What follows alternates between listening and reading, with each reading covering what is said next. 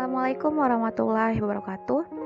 Saya Melina Sita Lestari dengan NIM E1C118044 akan menceritakan mengenai novel Terelie yang berjudul Pulang. Dalam novel Pulang, karya Terelie ini bercerita tentang perjalanan sang tokoh utama mengarungi kehidupan, melewati satu pertarungan ke pertarungan berikutnya, demi memeluk erat kesedihan dan kebencian, lantas menuju ujung, yakni pulang ke hakikat kehidupan. Novel ini dimulai dengan ketegangan. Pada bab pertama, si babi hutan atau lebih dikenal dengan sebutan Bujang dibuka dengan adegan pertarungan sang tokoh utama atau Bujang melawan monster menakutkan, yakni babi hutan raksasa. Ia ikut serta bersama pemburu babi hutan, pimpinan Tauke Muda. Di tengah hutan gelap, mereka dihadang sang raja babi hutan. Semua mendesak. Bujang tampil amat heroik mengalahkan sang monster. Sejak pergulatan itu, Bujang tak lagi memiliki rasa takut. Aku tidak takut jika setiap manusia memiliki 5 emosi, yaitu bahagia, sedih, takut, jijik, dan kemarahan. Aku hanya memiliki 4 emosi. Aku tidak memiliki rasa takut, ungkap Bujang.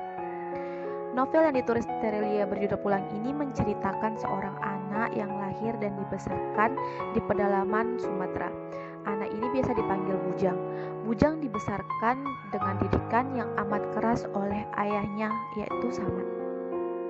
Bujang sejak kecil dilatih menjadi lelaki yang perkasa dan mandiri oleh bapaknya. Namun di balik itu semua, tanpa sepengetahuan dari bapaknya, Mama Bujang melatih Bujang membaca dan menulis serta mengajarinya mengaji, melafalkan azan dan ilmu-ilmu agama lainnya. Namun jika sampai ketahuan, bapaknya tidak akan segan-segan menghukum Bujang, bahkan hukumannya tidak main-main. Dia pernah dihukum berdiri di depan teras rumah dari malam sampai pagi, dan saat itu sedang hujan dengan lebat, namun tidak sesenti pun pintu rumah dibukakan untuknya. Keluarga Mamak Bujang merupakan keturunan dari Tuanku Imam atau panggilan guru agama saat itu, sedangkan Bapak Bujang dari keturunan Prewa. Nah, pada zaman dahulu ceritanya Tuanku Imam ini adalah kelompok dari atau ketua untuk mengusir penjajahan. Nah, pada saat itu demi mengusir penjajah, Tuanku Imam mengumpulkan para prewa, bandit, bahkan penjahat-penjahat dari berbagai daerah untuk bersatu melawan penjajahan. Semuanya setuju asalkan diberikan tempat tinggal yang layak untuk memulai kehidupan. Nah, syarat itu disetujui oleh Tuanku Imam. Singkat cerita, mereka hidup dengan rukun di kampung tersebut. Namun, kehidupan itu tidak berlangsung lama. Setelah kematian dari Tuanku Imam, segalanya berubah. Dalam kampung itu terbagi menjadi 2 kubu, yaitu kubu Prewa dan kubu keturunan Tuanku Imam. Nah, di saat itulah, pada saat Bapak Bujang melamar Ibu Bujang, dia ditolak karena Bapak Bujang merupakan keturunan dari Prewa.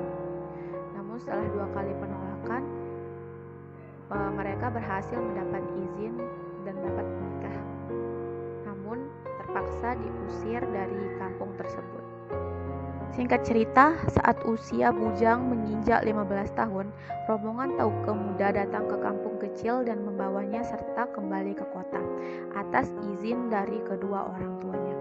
Tauke Muda mengangkat Bujang sebagai anak angkatnya. Di sana Bujang dididik dan dilatih serta diajarkan tentang pelajaran karena sempat tertinggal karena tidak sekolah di desa.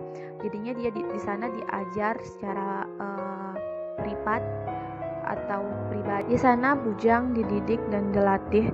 Dia diajarkan tentang pembelajaran oleh Franz karena tertinggal. Namun dia berhasil mengejar ketertinggalan dan diterima di universitas terbaik di kota itu.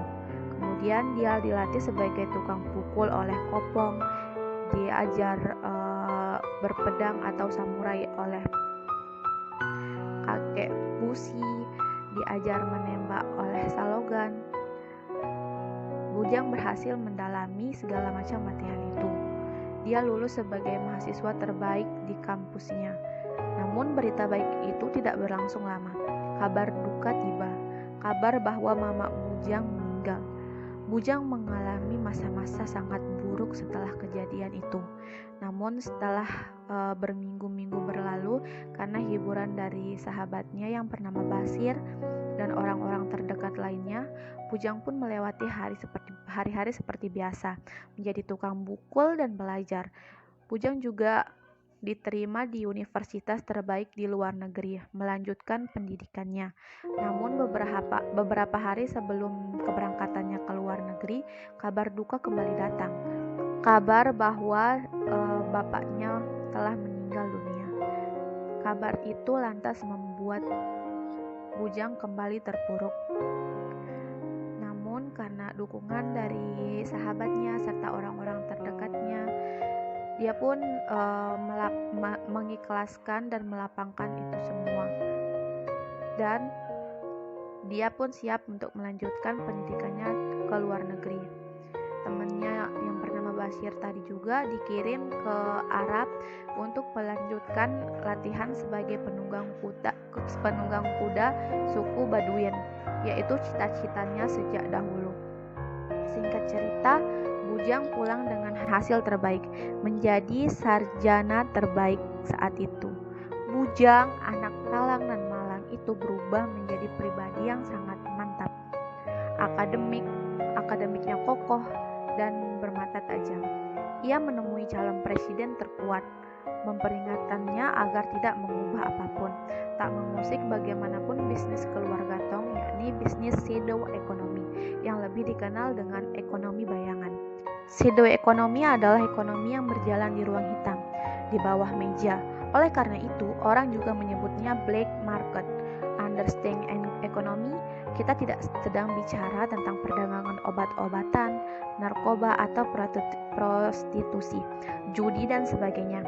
Itu adalah masa lalu dari shadow economy, ketika mereka menjadi kecoak hitam dan menjijikan dalam sistem ekonomi dunia. Hari ini kita bicara tentang pencucian uang, perdagangan senjata, transportasi, properti, minyak bumi, falas, pasar modal, retail, teknologi muntakhir, hingga penemuan dunia medis yang tidak ternilai, yang semuanya dikendalikan oleh institusi ekonomi pasar gelap. Kami tidak dikenal oleh masyarakat, tidak terdaftar di pemerintahan, dan jelas tak diliput media sosial. Kami berdiri di balik bayangan, menatap sandiwara kehidupan orang-orang jelasnya. 20 tahun berlalu, kekuasaan keluarga Tong sudah merambat ke berbagai tempat, baik keluar maupun dalam negeri. Shadow economy dikenal oleh seluruh dunia ilegal, bahkan pasar gelap sekalipun. Cita-cita Tauke besar tercapai. Dia berhasil membawa nama keluarga Tong dikenal. Namun usianya tak lagi muda. Dia juga mulai sakit-sakitan. Banyak keluarga, bahkan pesaing-pesaing lain yang memanfaatkan itu untuk menyerang keluarga Tong. Segalanya telah dipersiapkan dengan matang. Namun pada suatu saat ada kabar bahwa banyak orang-orang yang tidak dikenal datang ke perusahaan maupun tempat-tempat yang dikuasai oleh keluarga Tong, yang saat itu telah menjadi ketua tukang pukul keluarga Tong menggantikan Kopong, memberitahu Bujang tentang hal itu. Bujang yang dari luar negeri langsung pulang ke dalam negeri, menemui Tauke besar, dan ternyata ada siasat pengkhianatan. Di sana, Basir telah berkhianat. Penyerangan dari dalam. Bujang kalah dalam pertarungan dan terpaksa harus mundur. 2 hari berlalu, Basir memimpin keluarga Tong dengan pasukan Arabnya. Sementara Bujang tidak tahu harus berbuat apa, namun dia berhasil mendapat dorongan dari Tuanku Imam, kakak tertua dari ibunya saat itu, dan menyerang Basir kembali dengan sisa pasukan yang masih ada dan orang-orang luar yang membantu. Pada akhirnya, Bujang berhasil merebut kembali kekuasaan itu dan berhasil segala sesuatu itu. Dia berhasil merebut kembali harta dari keluarga Tom. Nah, pada bab terakhir di sini menjelaskan tentang pulang, di mana pulang kepada jati dirinya. Di saat itu dia menyempatkan mengunjungi makam kedua orang tuanya di pedalaman Sumatera. Jadi kesimpulan yang dapat kita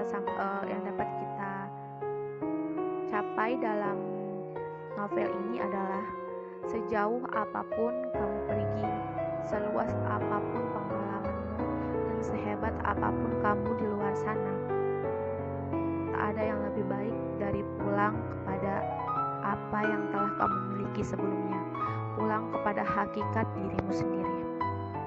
Mungkin itu saja yang dapat saya sampaikan. Kurang dan lebihnya saya mohon maaf. Billahi taufiq wal hidayah. Assalamualaikum warahmatullahi wabarakatuh.